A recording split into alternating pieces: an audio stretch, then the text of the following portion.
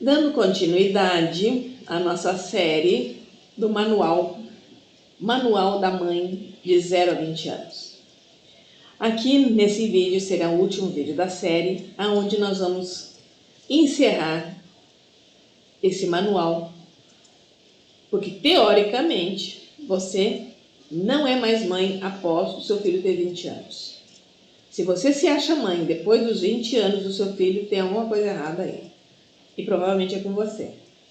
É claro que se você educou seu filho assim, seu filho também tem problema. Mas vamos lá. O objetivo nesse vídeo é salvar aqueles que estão chegando ao mundo, e para você, mamãe de primeira viagem, quem sabe você tem mais sorte do que até as mães que não receberam esse manual a tempo. Então, o que nós precisamos entender aqui? Quando a criança está cruzando a fronteira, saindo do modo criança e entrando no modo adulto.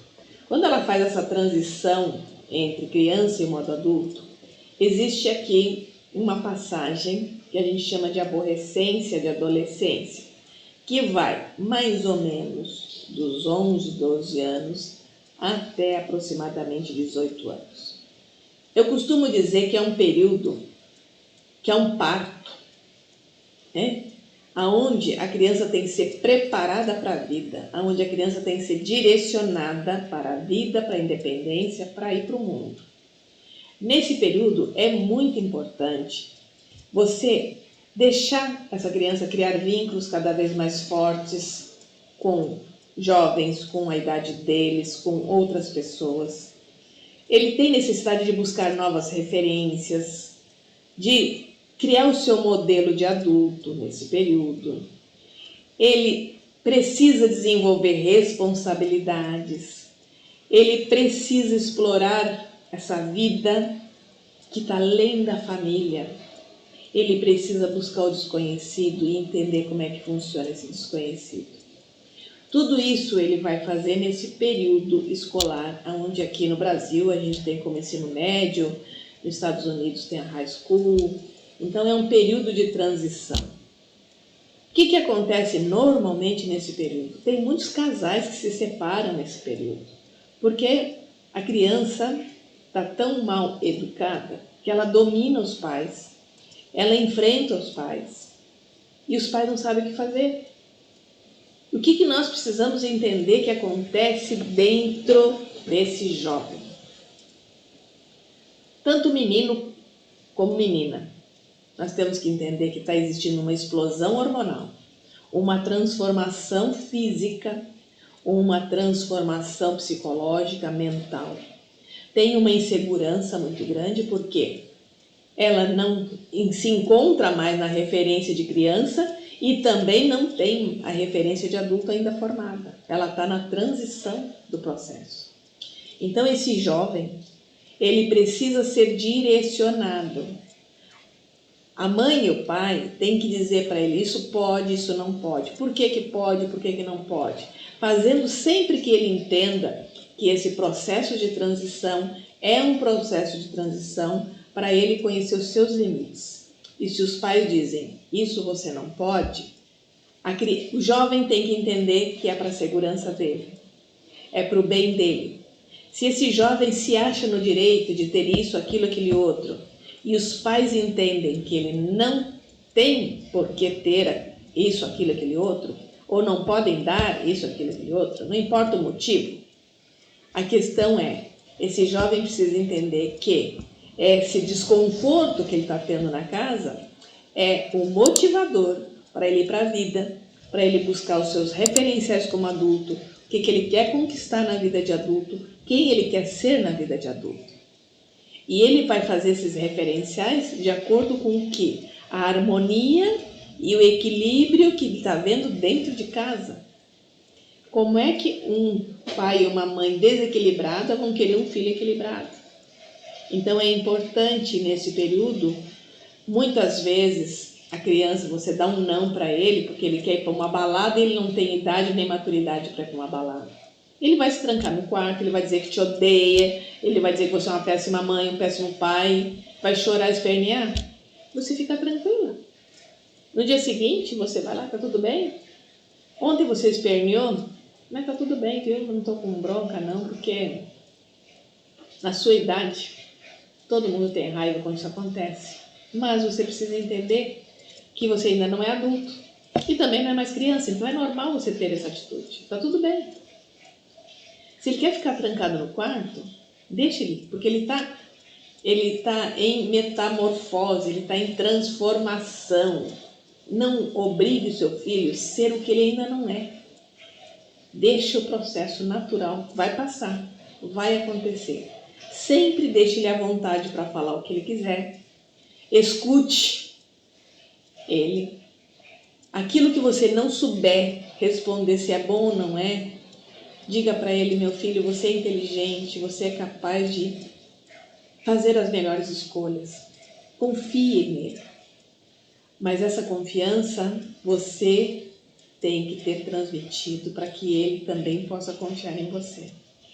Então, quando a gente se envolve com o filho, quando a gente se propõe a ser pai e mãe, entenda o seguinte: o seu equilíbrio vai ser o equilíbrio dele. É claro que não posso deixar de comentar que nós temos também a questão sistêmica. O que é a questão sistêmica? A questão sistêmica é o campo morfogenético, aquilo que a mãe traz dentro dos seus antepassados dela, o que o pai traz dos antepassados dele, que doaram para essa criança, tá? Essa carga genética, essa carga afetiva, esse campo de informação para ele. Então, muitas vezes, quando a gente não vê uma coisa que faça sentido, nós temos que olhar para os nossos antepassados ou para nós, o que ele está nos copiando, o que ele está levando de nós. Quantos jovens resolvem copiar dores de pai, dores de mãe, ficam doentes, não conseguem para a vida porque a mãe não consegue para a vida, o pai não dá certo na vida, aí o filho resolve copiar o modelo do pai.